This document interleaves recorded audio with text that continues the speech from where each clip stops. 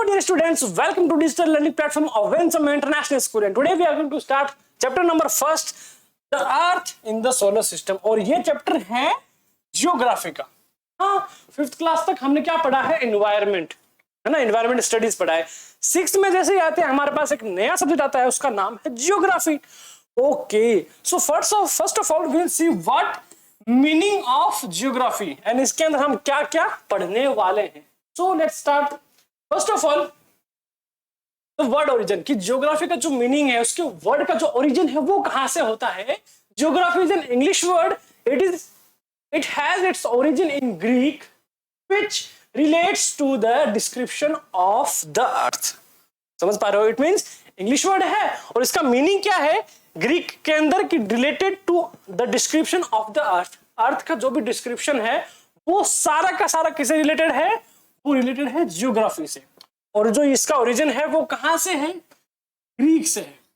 Okay, so first thing हमने क्या सीखी कि जो जियोग्राफी का एक्चुअल मीन है वो क्या है, description of the earth. It means इसके अंदर हम जो भी पढ़ेंगे वो किससे रिलेट होगा, अर्थ से रिलेटेड होगा। अब वो चाहे फिजिकल कंडीशन हो या इसका क्लाइमेट हो या फिर इसका एनवायरमेंट ही क्यों ना हो, सब चीजें पढ़ेंगे जियोग्राफी के अंदर। अंडरस्टैंड?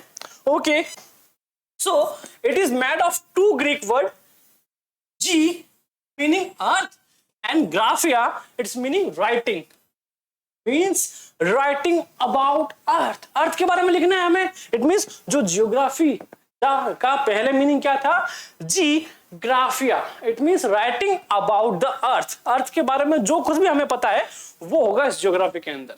और ऐसे अननोन फैक्ट जो आपने कभी सुने ही ना होंगे वो हम पढ़ने वाले जियोग्राफी चैप्टर के, जो बुक है जियोग्राफी के चैप्टर के अंदर। सो ओके, अब जैसे जियोग्राफी का मीनिंग था कि डिस्क्रिप्शन ऑफ द अर्थ, वैसे ही जियो के साथ कुछ और वर्ड अगर प्लस एड हो जाए तो उनका मीनिंग क्या बनेगा। लेट्स सी, जैसे कि geo plus logy, it's mean लॉजिया द स्टडी ऑफ अर्थ। किसकी स्टडी करेंगे, अर्थ की, यानी अर्थ के बारे में हर एक छोटी से छोटी बड़ी से बड़ी चीज की क्या करेंगे, स्टडी करेंगे। Next geometry. अब जियोमेट्री हमने क्या पढ़ा है, मैथमेटिक्स पढ़ते हैं ना, तो geometry it means measurement of the earth. Shape होती है हमारी उसके अंदर, उसका मेजरमेंट करते हैं, स्केल होता है ना, कंपास होता है हमारे पास, पेंसिल, इरेजर, वो सब हम किसमें यूज करते हैं, जियोमेट्री में। इट मींस मेजरमेंट ऑफ, जितने भी टाइप ऑफ मेजरमेंट है वो पढ़ेंगे हम जियोमेट्री के अंदर। फिर आता है जियोइड, जियो प्लस ऑइड यानी जियोइड, रिसेंबलिंग द शेप और फॉर्म ऑफ द अर्थ। अब अर्थ की जो फॉर्म है वो कैसी शेप है, वो जियोइड शेप है, उसको हम राउंड शेप नहीं बोलेंगे। अर्थ का जो शेप है वो कैसा है, जियोइड है। और वही शेप का जो फॉर्मेशन है कि कैसे हुआ, कैसे बिग बैंग थ्योरी हुई, कैसे हैपन, वो सारा वो सब हम देखते हैं किसके अंदर, जियोइड के अंदर। अंडरस्टैंड? सो बेसिकली ये क्या है, एक तरह के सब्जेक्ट्स हैं जो आगे आप 1 by 1 स्टडी करेंगे। अभी के लिए हमारे पास क्या है, अभी के लिए हमारे पास सिर्फ जियोग्राफी है जिसका फर्स्ट चैप्टर है the earth in the solar system. बिल्कुल रिलेटेड है उससे कि हमने क्या पढ़ा, जियोग्राफी का मीनिंग क्या है, डिस्क्रिप्शन ऑफ द अर्थ, और वही पढ़ रहे हैं हम the earth in the solar system, यानी जो सोलर सिस्टम है उसके अंदर जो अर्थ का प्लेस है वो कैसे एग्जिस्ट करता है, कैसे हम अर्थ को एज ए स्टार या फिर एज ए प्लेनेट हम स्टडी करते हैं, तो फिर वो कैसे पॉसिबल हुआ, या फिर उसमें जो कुछ है वो क्या है। सो let's start. First of all will see that have you ever seen the sky after sunset. Sunset के बाद क्या आपने स्काई को देखा है, बहुत it's so beautiful. Like first जैसे सनसेट होता है तो क्या पूरा स्काई हो जाता है रेड, एंड आफ्टर दैट जैसे ही टाइम होता है वैसे वैसे हम क्या देखते हैं कि जो स्काई है वो स्लोली क्या कर रहे हैं, स्काई के अंदर डायमंड्स आ रहे हैं। डायमंड जैसे ब्लिंक करते बहुत सारे स्टार्स, और थोड़ी देर में जो पूरा ब्लैक स्काई है सारे ट्विंकल ट्विंकल लिटिल स्टार से भर जाता है, तो फुल ऑफ स्टार्स, है ना। और ये स्टार तो है वो कब दिखता ज्यादा, जब अगर नाइट में हमें मून ना दिखाई दे, उस रात तो इतने सारे स्टार्स होते हैं स्काई के अंदर जिसकी कोई लिमिटेशन नहीं होती। Understand how wonderful it is to watch the sky after sunset। अब सनसेट के बाद का जो स्काई है, it's so wonderful, the sky is studded with diamonds। पूरा का पूरा जो स्काई ऐसा लगता है स्टडड विद डायमंड्स। जो डायमंड है वो उसमें गड़े हुए लगा रखे हैं, बहुत प्यारे प्यारे, बहुत सारे, है ना, जिसको काउंट करना भी हमारे लिए पॉसिबल नहीं होता। स्टार्ट तो करते हैं कि चलो जैसे सनसेट हुआ हमने शुरू किया 1 2 3 और फिर इन्हीं पर सडनली क्या होता है, इतने सारे नंबर बढ़ जाते हैं कि फिर वो काउंट ही नहीं हो पाते हमसे। तो वो क्या है, स्टार्स हैं। हमारी स्टडी कहां से शुरू हुई है, हमारी सी जैसे ही सनसेट होता है उसके आफ्टर जो स्काई होता है वहां से हमने स्टडी जो जर्नी है हमारी कहां की, the earth in the solar system, वहां से शुरू कर रहे हैं। अंडरस्टैंड।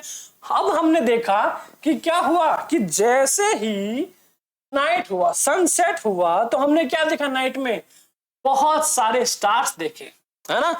और वो स्टार्स कब ज्यादा दिखते हैं, जब मून तो हमें दिखाई ही ना दे। अंडरस्टैंड। तो एक कंडीशन क्या होगी, जब फुल मून होता है, दूसरी कंडीशन जब मून हो ही ना। तो ऐसी कंडीशन क्या कहलाती है, first it called full moon and second is new moon. अब ये कंडीशन कैसे होती है, अगर वैसे बोले तो पूर्णिमा और अमावस्या को हम इसे डिफाइन करते हैं। शायद ये आपने वर्ड पहले भी सुना हो। अंडरस्टैंड कि फुल मून कब होता है, कि जब ब्लैक स्काई में, कि पूरा स्काई है उसके अंदर फुल मून, पूरा जो मून है वो क्या कर रहा हो, वो चांद की रोशनी से पूरा जगमगा उठे, है ना। और पूरी अर्थ पे क्या होता है, एक सीएफएल जैसी व्हाइट लाइट जो है वो स्प्रेड होती रहती है, तब आता है फुल मून होता है ना। उस कंडीशन क्या बोलते हैं, फुल मून। और फिर हम देखते हैं कि डे आफ्टर डे क्या हो रहा है, ये जो मून की कंडीशंस है वो धीरे धीरे क्या हो रही है, कम हो रही है। कि पहले फुल मून होता है, फिर ऑफ हो जाता है, फिर कम, फिर कम, फिर कम, फिर थोड़ा कम, थोड़ा कम, थोड़ा कम, ऐसे करते हैं। और एक दिन ऐसा आता है कि जब हमें जो मून है वो दिखाई भी नहीं देता। तो ऐसी कंडीशन कहलाती है न्यू मून। क्या कहलाती है, न्यू मून। और जब स्काई में फुल मून हो तो फुल मून। तो हमने क्या कंडीशन देखी, हमने पहले देखी फुल मून एंड देखी सेकेंड मून, यानी कि न्यू मून।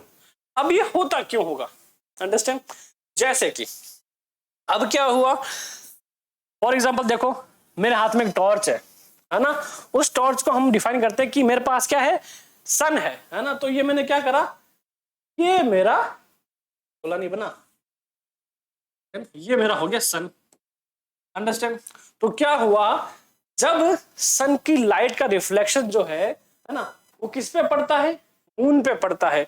तो मून का जो सरफेस एरिया है जो सन की लाइट से क्या क्या हो रहा है, दिख रहा है हमें ना, लाइट से चमक रहा होता है। तो जितना पार्ट चमक रहा होता है वही हमें दिखाई देता है। तो ऐसे करते कंडीशन ऐसी होती है कि जब जो मून है उसकी कंडीशन ऐसी चेंज होती है कि जो सनलाइट है वो कम हो जाती है, किस पर पड़नी, मून पर पड़नी। और जितनी लाइट मून पे पड़ेगी उतना ही हमें मून दिखाई देता है।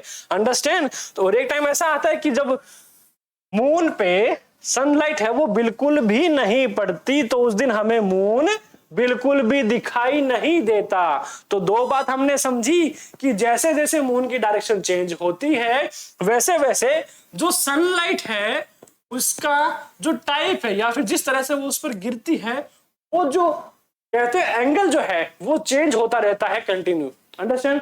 तो उसी के हिसाब से हमें दिखाई देता, क्योंकि और दूसरी बात क्या है, के पास खुद की लाइट नहीं होती, वो सनलाइट की रोशनी से ही क्या करता है, अपनी जो ब्राइटनेस है वो दिखाता है, वो चमकता है। अंडरस्टैंड। तो दो बातें हमने सीखी। पहली कौन सी सीखी, कि जैसे जैसे मून का एंगल चेंज होता है, मून का जो प्लेस चेंज होता है, वैसे वैसे मून की जो कंडीशंस है वो भी चेंज होती है। दूसरा कि जो मून के पास जो खुद की लाइट है वो नहीं होती, वो सनलाइट की हेल्प से क्या करता है, रिफ्लेक्ट करता है। तो दो कंडीशन आ गई हमारे पास, पहली फुल मून और दूसरी न्यू मून। ओके। तो अब हमने क्या देखा, देखो पहली कंडीशन में हमने देखा स्काई, ब्लैक स्काई जिसके अंदर क्या हो, बहुत सारे स्टार्स हैं, मून है। उसके बाद हमने देखा कि जब मून है तो मून की कंडीशन क्या होती है, अलग अलग होती है। न्यू मून हो गया, फुल मून हो गया। और ये कितने दिनों के अंदर होता है, ये 15 डेज के अंदर होता है ना। 15 डेज में फुल मून होता है और 15 डेज में न्यू मून होता है। अंडरस्टैंड। अब क्या हुआ कि जो मून है प्लस जो स्टार्स है और उसके बाद प्लस जो सन है, इन तीनों को अगर हम ऐड करते, इन तीनों का जो ग्रुप है वो किस नाम से डिफाइन होता है? वो होता है सेलेस्टियल बॉडीज के नाम से। Celestial bodies. यानी जब भी हमें सेलेस्टियल बॉडीज को डिफाइन करता है तो उसमें हम बोलेंगे, क्या बोलेंगे? कौन आता है? मून, सन और स्टार्स। इन तीनों मिलके जो एक फ्रेंड सर्कल बनाते हैं, जो फ्रेंड का ग्रुप बनाते हैं, उसे हम बोलते हैं सेलेस्टियल बॉडीज। अंडरस्टैंड? तो हमने देखा कि मून के अंदर कौन सी कंडीशन होती है? एक तो होता है फुल मून और दूसरा होता है न्यू मून। अंडरस्टैंड? और जैसे ही सनसेट होता है हमें क्या दिखते हैं? हमें स्टार्स दिखते हैं। और जैसे ही सनराइज होता है हमें मून दिखना बंद हो जाता है। क्यों? क्योंकि ये इसलिए होता है क्योंकि जो सनलाइट है वो बहुत ज्यादा पावरफुल है और वो इतनी ब्राइट होती है कि उस ब्राइट में जो ये मून लाइट है, जो मून है, वो कहीं विजिबल नहीं हो पाता, दिखाई नहीं देता, और ना ही स्टार्स दिखाई देते हैं, क्योंकि ऑलरेडी जो सन है हमारा उसकी लाइट इतनी तेज है कि बाकी जो लाइट है वो इसमें छुप जाती है। अंडरस्टैंड? बट जैसे ही जो सूरज चाचू हैं सनसेट होता है वैसे ही स्टार्स दिखाई देते हैं। अगर मून पे अगर सनलाइट रिफ्लेक्ट कर रही है तो हमें क्या? मून भी दिखाई देगा, अदरवाइज ये भी दिखाई नहीं देता। अंडरस्टैंड? हमने देखा सेलेस्टियल बॉडीज। अब हमने देखा कि देखो ये क्या है, तीनों हमारे लिए तीनों स्टार्स हैं। तो पहला क्वेश्चन सामने ये आता है कि सन इज ऑल्सो स्टार। क्या जो सन है वो सच में एक स्टार है? अगर बेसिकली देखिए कि एक स्टार क्या है, कि एक ऐसा एक ऑब्जेक्ट है जो क्या है, जो सोलर सिस्टम में है हमारे, और जिसके पास खुद की लाइट हो या फिर नहीं हो, या जिसके पास खुद की हीट हो, वो हमारे लिए स्टार है। अंडरस्टैंड? तो यही क्वेश्चन है कि सन के पास क्या है? खुद की लाइट है, हीट भी है, इवन उसकी लाइट तो पूरे वर्ल्ड में रोशनी ला रही है। तो क्या वो भी एक स्टार है या फिर वो एक प्लेनेट है? कैसे डिफाइन करोगे? So some celestial bodies are very big and hot. अब सेलेस्टियल बॉडीज क्यों? क्योंकि मैंने अभी कहा कि मून, स्टार्स एंड सन, ये तीनों मिला के क्या बनाती है? सेलेस्टियल बॉडीज बनाती है। That means some celestial bodies are very big and hot. की बहुत सी सेलेस्टियल बॉडीज हो क्या होती है? बड़ी होती है एंड हॉट होती है। They are made up of gases. किससे बनती है? गैसेस से बनती है। They have their own heat and light which they emit in large amount. खुद के पास हीट होती है, लाइट भी होती है, तो क्या करती है? वो क्या स्प्रेड करती है? वो अपनी लाइट को स्प्रेड करेगी, अपनी हीट को स्प्रेड करेगी। इवन एक छोटा, अगर हम देखें कि हमारे पास ऐसा कोई एक पॉट है ना, ये यूटेंसिल है, अगर वो गर्म है, बट अगर हम उसके थोड़ा सा पर अपना हाथ ले जाए ना, तो हमें है ना उस हीट का क्या रियलाइज होता है कि हाँ ये गर्म है, तो क्या करते हैं? हम उसको छूते नहीं है। अंडरस्टैंड? अगर बाहर धूप है तो थोड़ा सा अगर धूप में बाहर निकल जाओ तो इतनी गर्मी लगती है कि मानो बस अब जल ही जाएंगे, फील होता है हमें। तो वही हीट जो है वो इमाइट कर रहे हैं। Understand? This celestial bodies are called stars. यानी अब हमारे पास क्या है? एक स्टार होने की एक्चुअल जो डेफिनेशन है वो है हमारे पास। क्यों? क्योंकि हमने बोला मून है, स्टार है, सन है, तीनों मिलके क्या बनते हैं? तीनों मिलके सेलेस्टियल बॉडीज बनते हैं। और ऐसी सेलेस्टियल बॉडीज जो क्या हो? बड़ी हो, हॉट हो, खुद के पास लाइट हो, गैसेस से बने हो, वो क्या है? वो हम स्टार्स, किसमें? स्टार्स में काउंट उनको करेंगे। Understand? So next is but sun is too hot and big, others not. Why? अब देखो ये क्वेश्चन भी आ रहा है। देखो सर आपने तो बता दिया कि जो सन है वो चलो ठीक है, वो गैसेस का भंडार है, बहुत सारी गैसेस से बना है, उसके खुद के पास हीट है, उसके खुद के पास खुद की लाइट है जिसको इमाइट करता है। बट बाकी का क्या बाकी स्टार के पास खुद की हीट लाइट है? नहीं है। तो वो कैसे स्टार हो गए सर? ये मुझे आप बता दो। Understand? Let's see. So, but sun is too hot and big, others are not. क्यों? Because countless twinkling stars in the night sky are similar to the sun, but we do not feel their heat or light, and they look so teeny because they are very, very far from us. समझ में आया? जो stars हमें छोटे से दिखाई देते हैं ना, वो एक्चुअल में छोटे नहीं है, वो बहुत ज्यादा बड़े हैं। उनके पास खुद की लाइट है, खुद की हीट है। तो क्योंकि वो बहुत ज्यादा दूर है हमसे, तो हमें छोटे छोटे दिखाई देते हैं। अब समझ में आया क्यों सन हमें इतना बड़ा दिखाई देता है और क्यों स्टार हमें छोटे दिखाई देते हैं? क्यों हम स्टार को स्टार्स बोलते हैं, क्यों हम सन को भी स्टार बोलते हैं? क्योंकि दोनों के पास खुद के क्या है? गैसेस है, हीट है, लाइट है। बट क्योंकि जो सन है वो अर्थ के पास है ना, सन के बाद सेकंड प्लेस पे जो होता है वो अर्थ है। इट मींस बहुत ज्यादा पास है। और जो स्टार्स है वो तो बहुत सारे लाइट ईयर्स दूर होते हैं। किनसे? अर्थ से। Understand? So you must have noticed that all objects look smaller when seen from a distance. हमने देखा है कि हर एक ऑब्जेक्ट, कोई भी ऐसा ऑब्जेक्ट हो जो हमें दूर से दिखाई दे, वो छोटा दिखाई देता है। जैसे कि फॉर एग्जांपल काइट्स, हम क्या कर रहे हैं? काइट फ्लाई कर रहे हैं। अभी तो इतनी बड़ी है, पर जैसे ही वो स्काई के अंदर जाती है वो छोटी हो जाती है। एरोप्लेन बहुत ज्यादा बड़ा होता है, बट जैसे ही वो स्काई के अंदर गया छोटा सा दिखता है। तो वही बात कह रहे हैं, you must have notice that all object look smaller when seen from a distance. How small an aeroplane looks when it is flying at a great height, है ना? वही बात है कि जो एरोप्लेन है वो भी एक हाइट के बाद हमें छोटा दिखाई देता है। सो नेक्स्ट है कंस्टेलेशंस। कंस्टेलेशन ये क्या होते हैं? While watching the night sky, you may notice various patterns formed by different groups of stars. जैसे कि ये मेरे पास क्या है? कंस्टेलेशन, मतलब पूरा का पूरा जो स्टार्स है उसका ग्रुप है। अब मैंने क्या किया, जब मैं थोड़ी देर देखूंगा इनको तो मुझे पता चलेगा कि कुछ ऐसे स्टार हैं तो जो कुछ ज्यादा ही ब्राइट हो रहे हैं। अंडरस्टैंड? तो फिर मैं क्या करूंगा, अपनी जो इमेजिनेशन है वो यूज करके मैं एक डायग्राम बनाने की कोशिश करता हूं। देखो, जैसे कि ये स्टार ब्राइट है, फिर ये ब्राइट है, फिर ये bright, bright bright bright bright bright, तो ऐसे करके एक शेप बन जाती है। फिर मैंने क्या किया, इनको इरेज करके मेरे पास बन गया एक शेप, बन गया एक बॉक्स बन गया। तो ये क्या इमेजिनेशन अपनी कि कुछ ऐसे स्टार हैं जो ज्यादा चमकते हैं, ज्यादा ज्यादा विजिबल होते हैं हमारे लिए, और कुछ एक पैटर्न बनाते हैं। This are called constellations. कि यही जो पैटर्न है, यही जो थिंग है, ये क्या कहलाती है? कंस्टेलेशन कहलाती है। एंड उर्सा मेजर और big bear is one such constellation. और दो कंस्टेलेशन जो सबसे इंपॉर्टेंट है, पहला है Ursa Major and big bears. Bears में एक भालू दिखता है और उर्सा मेजर में एक ऐसी ड्राइंग दिखती है जो इमेजिनेशन से परे है। Understand? One of the most easily recognisable constellation is the Saptarishi, 7 sages, है ना? 7 स्टार का एक ऐसा ग्रुप होता है जिसमें एक डिफरेंट तरह की क्या बनती है? एक ड्राइंग बनती है। और सबसे ज्यादा भी जो विजिबल है वो कौन सा कंस्टेलेशन है? Saptarishi. Constellation means a pattern made by stars, यानी ऐसा पैटर्न जो स्टार्स के द्वारा बनाया गया हो।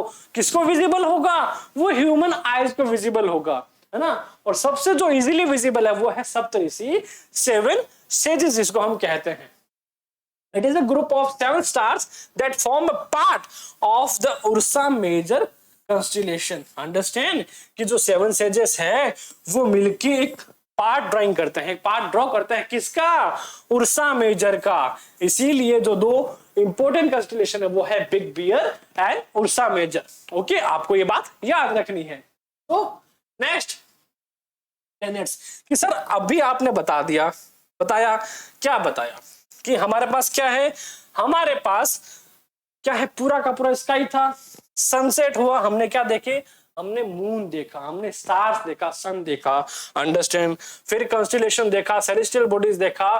अब जब क्या है, एक अदर चीज जिसपे हम क्या करते हैं, जिसमें हम रह रहे हैं, अर्थ, हम उसको क्या बोलेंगे? क्या स्टार बोलेंगे?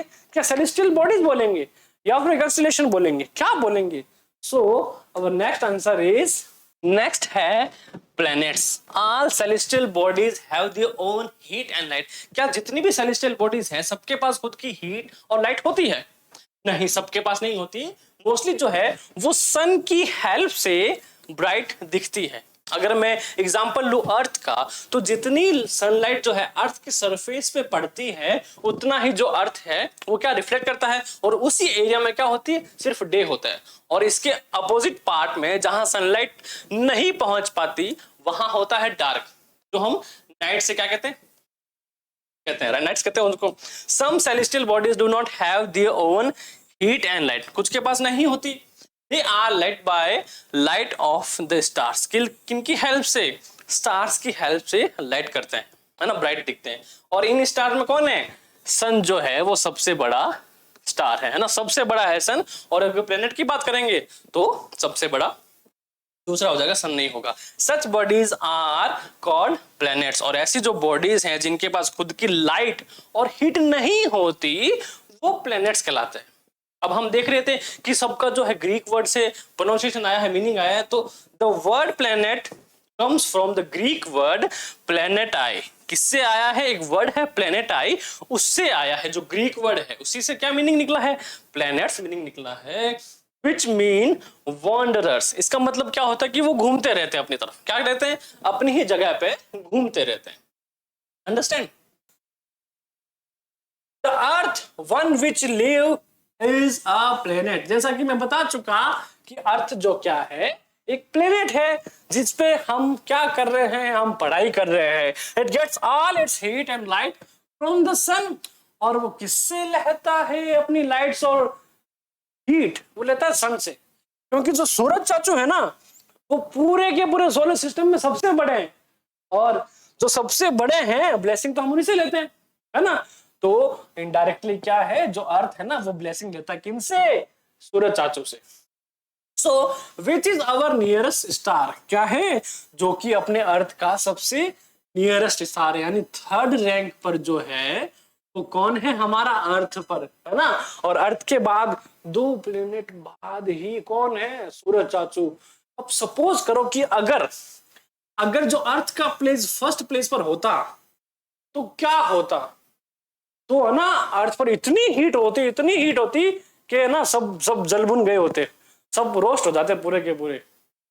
और सपोज दैट कि अगर अर्थ 4th या फिर 5th प्लेस पर होती तो क्या होता, तो इतनी ठंड होती कि जो जहां ज्यादा गर्मी पड़ती है ना वो भी अब तक क्या होता, फ्रीज हो चुका होता। अंडरस्टैंड। तो इसीलिए कहते हैं कि जो अर्थ अपने प्लेस पर है वो एकदम परफेक्ट प्लेस है। अंडरस्टैंड। बाय नेचर, है ना, नेचुरली ये थिंग्स हुई है, किसी ने अपन ने कुछ नहीं करा ना, मैंने स्पेशली कुछ करा है, मैंने तो कुछ नहीं करा। Understand? If we look at the earth from a great distance, say the moon, it will appear to be shining just as the moon. अब क्या करते हैं हम, जैसे अब ये दीपक सर ने बना दिया अर्थ, चुटकियों में गोल हो गया गोल। तो क्या बनाया दीपक सर ने, अब दीपक सर ने ये बनाया अर्थ, और यहां खड़े हैं दीपक सर। दीपक सर ने क्या करा, दीपक सर ने बनाया एक स्पेसशिप। क्या बनाया, एक स्पेसशिप बनाया, और जिसकी हेल्प में ये बैठे, और दीपक सर आ गए अपने स्पेस में। कहाँ आ गए दीपक सर, स्पेस में आ गए। और स्पेस में जब इन्होंने देखा, स्पेस से एक इंस्ट्रूमेंट, बढ़िया सा इंस्ट्रूमेंट लगा के देखा, तो उन्होंने देखा कि यहां पर जो है वो एक राउंड ऑब्जेक्ट है, वो क्या कर रहा है, वो इसके अर्थ के बाहर इसके ऑर्बिट में चक्कर लगा रखा। अब ये क्यों हो रहा है, क्योंकि फर्स्ट इसकी बात करते हैं कि जो अर्थ का ग्रेविटेशनल फोर्स है उसकी वजह से ये क्या कर रहा है, ये उसके बाहर घूम रहा है। और दूसरी बात करते हैं कि जब दीपक सर ने देखा स्पेसशिप पे अर्थ को देखा, तो ये ब्लू एंड ग्रीन दिखा। कैसा दिखा, ब्लू एंड ग्रीन दिखा। तो ये क्यों दिखा, देखो ब्लू इसलिए दिखा क्योंकि जो वाटर का रिफ्लेक्शन है उसकी वजह से ब्लू दिखा, और जो प्लांट्स है जितने भी अर्थ पर उसके रिफ्लेक्शन से ये प्लेनेट ग्रीन दिखा। तो इसको हम ब्लू प्लेनेट या फिर ग्रीन प्लेनेट भी कहते हैं। किसको, अर्थ की बात कर रहा हूं। तो अब देखा, ये अर्थ जो है एक तो अपने ऑर्बिट में भी घूमता है, और इसके ऑर्बिट में जो ये मून अंकल हैं वो भी घूमते हैं। अब ये पता कैसे चला, जब दीपक सर बैठकर स्पेसशिप में स्पेस में गए तब उन्होंने देखा कि जो अर्थ है वो पूरा ब्लू एंड ग्रीन दिख रहा है, और देखा कि बाहर एक ऑब्जेक्ट और है जो अर्थ के चारों तरफ क्या आ रहा है, घूम रहा है, इसके ऑर्बिट में चक्कर लगा रखा है। इसकी वजह से, अर्थ के फोर्स की वजह से। The moon that we see in the sky is a satellite। जैसा कि मैंने कहा कि जो मून हम देखते हैं वो क्या है, वो एक सैटेलाइट है। किसका? अर्थ का। And it is a companion of our earth and moves around it. बस ये हमारी अर्थ के बार बार घूमता रहता है। Like our earth there are 7 other planet that get heat and light from. अब सर ने तो बता, ये जो सन की हेल्प से क्या कर रहा है, हमारा अर्थ जो है वो लाइट और हीट ले रहा है। अब इसके अलावा 7 प्लेनेट जो हैं वो और है जो सन की हेल्प से क्या कर रहे हैं, हीट एंड लाइट दे रहे हैं, रेंट पे ले रहे हैं, ब्लेसिंग ले रहे हैं। तो 1 2 3 4 5 6 एंड 7 8 कितने प्लेनेट है? टोटल 8 प्लेनेट है, इंक्लूडिंग आवर अर्थ, जो सन की हीट एंड लाइट से क्या कर रहे हैं, ब्राइट यानी चमक रहे हैं। Some of them have their moons too, और उनमें से कुछ लोगों के पास या फिर कुछ प्लैनेट्स के पास क्या है, खुद का सैटेलाइट भी है, जिन्हें हम क्या बोलते हैं, मून कहते हैं। क्योंकि हमारे लिए तो मून ही है जो कि अर्थ का ऑल इन वन यानी सिंगल जो है, ओनली सिंगल इकलौता सैटेलाइट है, नेचुरल सैटेलाइट है। कौन है? मून है। Isn't looks like a family। अब ये बताओ हमने क्या देखा, देखो हमने देखा मून, हमने देखा सन, हमने देखा स्टार्स, हमने देखे प्लैनेट्स, है ना, हमने देखा कंस्टिलेशन, इतना सब कुछ देखा। और ये कहाँ है? ये पूरा का पूरा एक सोलर सिस्टम बनाता है, सोलर सिस्टम के अंदर है। तो क्या ये पूरा एक फैमिली की तरह नहीं लग रहा, जहां जो सन है वो सबसे बड़े ब्रदर हैं, बाकी उनसे छोटे छोटे छोटे छोटे, है ना।